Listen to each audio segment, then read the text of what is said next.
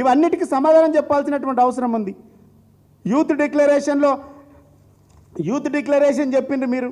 Youth డిక్లరేషన్లో నిరుద్యోగులను మోసం చేసిండ్రు. 2 లక్షల ఉద్యోగాలు ఇస్తామని చెప్పిండ్రు. ఒక్క ఉద్యోగం అన్న వచ్చిందా? అదనంగా మీరు చెప్పినటువంటి ఒక్క ఉద్యోగం. ఇలా నిరుద్యోగులను మోసం చేసిండ్రు. వాళ్ళని కరివేపాకులాగా వాడుకొని వదిలేస్తూ ఉన్నారు మీరు. మీ కాంగ్రెస్ పార్టీ కార్యకర్తల కంటే ఎక్కువ నిరుద్యోగులు పనిచేసిండ్రు. ఇలా నిరుద్యోగులు పాంప్లెంట్లు వంచిండ్రు, ప్రచారం చేసిండ్రు, కార్యకర్తలాగా పనిచేసిండ్రు. ఇలా మీరు కనీసం వాళ్ళను అపాయింట్మెంట్ ఇస్తలేరు, వాళ్ళ సమస్యలు వింటలేరు, వాళ్ళతో మాట్లాడతలేరు, వాళ్ళ బాధలే వింటలేరు. నిరుద్యోగులకు ఉద్యోగాలు రాలేదు కానీ కాంగ్రెస్ పార్టీలో ఉన్నటువంటి నాయకులకు వీళ్ళని మోసం చేసిన వాళ్ళందరికీ ఉద్యోగాలు వచ్చినాయి. రాహుల్ గాంధీకి ప్రతిపక్ష నాయకుడైన ఆయనకు ఉద్యోగం వచ్చింది. రేవంత్ రెడ్డి పిసిసి అధ్యక్షుడు ఉండే, ఆయన ముఖ్యమంత్రి పదవి వచ్చింది, ఆయనకు ఉద్యోగం వచ్చింది. ప్రియాంక గాంధీ ఈడ వాగ్దానం చేసిపోయింది, వాయనాడులో గెలిచి ఎంపీ అయింది, ఆమెకు ఉద్యోగం వచ్చింది.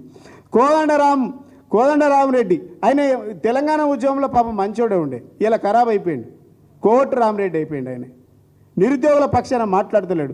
నిరుద్యోగులకి ఇలా డోక మాటలు అబద్ధాలు చెప్పి ఇలా తెలంగాణ పైననే విష ప్రచారం చేసే ప్రయత్నం చేస్తూ ఉన్నాడు. చిన్న పదవి కోసం ఆత్మగౌరవాన్ని తాకట్టు పెట్టిండు కోదండరామరెడ్డి గారు. ఇలా ఆయనకి ఎమ్మెల్సీ ఉద్యోగం వచ్చింది. బల్మూరు వెంకట్కి ఎమ్మెల్సీ ఉద్యోగం వచ్చింది.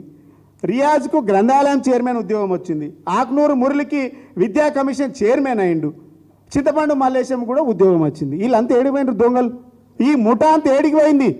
నిరుద్యోగుల జీవితాలతోని ఆడుకొని ఉద్యోగాలు సంపాదించినటువంటి ఈ కాంగ్రెస్ ముఠా సభ్యులంతా కూడా ఇలా వాళ్ళ మీద అరెస్టులు చేస్తుంటే మాట్లాడరు, వాళ్ళపైన దాడులు చేస్తుంటే మాట్లాడు, వాళ్ళపైన అక్రమంగా కేసులు పెడుతుంటే మాట్లాడు, అమ్మాయిలను కూడా చూడకుండా కర్కశంగా లాఠీ చార్జీలు చేస్తుంటే కూడా మాట్లాడనటువంటి దగుల్బాజీ దద్దమ్మలు ఇలా వీళ్ళందరూ కూడా మౌనంగా పదవులు రాగానే పదవులకు పెదవులు మూసిండ్రు అనేటువంటి చరిత్ర కాంగ్రెస్ పార్టీకి ఉండే.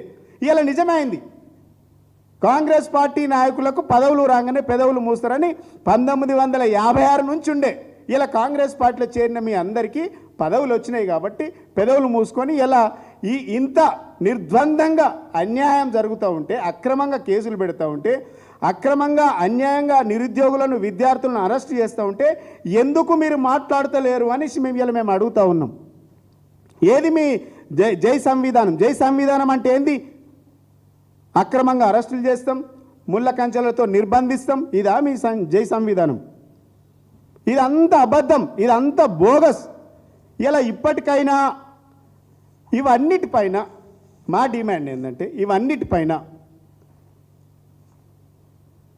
మల్లికార్జున ఖార్గే గారు మాట్లాడాల్సినటువంటి అవసరం ఉంది.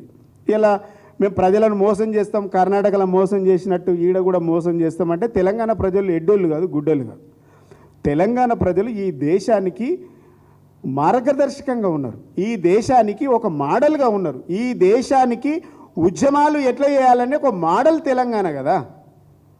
ఇలా పాపం ఇలా మీరు ఓట్లు దండుకుంటున్నారు. కాంగ్రెస్ ఇందిరమ్మ పాలనలో కాంగ్రెస్ పార్టీ నాయకులు చేసినటువంటి తప్పుల వలన అప్పుల పాలై తెలంగాణ ప్రజలు తిప్పలు పడుతుండ్రు. ఇలా మీరేమో కాంగ్రెస్ పార్టీ నాయకులేమో పదవుల కోసం తిప్పలు పడుతూ ఉన్నారు. ఇలా మీరు చాలా రోజుల తర్వాత ఖర్గే గారు వచ్చిండ్రు. ఖర్గే గారు మీరు ఇచ్చినటువంటి హామీల గురించి సమీక్ష జరపాలి కదా. ఖర్గే గారు మీరు వచ్చినటువంటి ఇష్యూ ఆనాడు తెలంగాణ ప్రజలు నన్ను నమ్మి ఓట్లేసిండ్రు. ఎస్, నీ కాంగ్రెస్ పార్టీని నమ్మి ఓటేసిండ్రు. గాంధీ ఫ్యామిలీని చూసి నమ్మి ఓట్లేసిండ్రు. రాహుల్ గాంధీ చూసి ఓట్లేసిండ్రు. సోనియా గాంధీని చూసి ఓట్లేసిండ్రు. ఈ దొంగ మొఖాలు చూసి ఎవరు ఓట్లేయలే మీకు. ఈ మోసకారిత పూరితమైనటువంటి మొఖాలు చూసి ఎవరు ఓట్లేయలే మీకు. ఇలా మీరు బాధ్యతాయుతంగా ప్రవర్తిస్తారనుకున్నాం.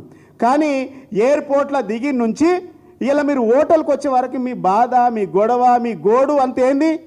పదవుల పంపకాలు, మీరు మంత్రుల పంపకాలు, మీకు పదవుల పంచాయతీలు తప్ప ప్రజల సమస్యలు పట్టించుకునేటువంటి పాపాన పోలేదు.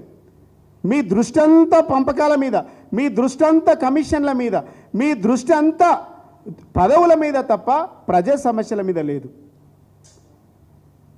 ఇలా ఏంది మల్లికార్జున గారికి మన ప్రేమ్ సాగర్ రావు వీళ్ళందరూ పోయి మాకు అన్యాయం జరిగింది, మల్రెడ్డి రంగారెడ్డి వీళ్ళందరూ పోయి మాకు అన్యాయం జరిగింది, మంత్రి పదవి కావాలంటే మల్లికార్జున గారు ఒక మాట అన్నాడు, అధిష్టానం దృష్టికి తీసుకెళ్తా. పాపం ఆయన అధిష్టానం అన్న సంగతి కూడా మర్చిపోయిండు, తెలియదన్న సంగతి విషయం కూడా తెలియకుండా పోయింది. ఆయన్నే అధిష్టానం ఆయన మర్చిపోయి పాపం ఏమంటుండే అంటే నేను అధిష్టానం దృష్టికి తీసుకెళ్తాను. ఇది సోయి, కాంగ్రెస్ పార్టీకి ఉన్నటువంటి సోయి. నువ్వే అధిష్టానం,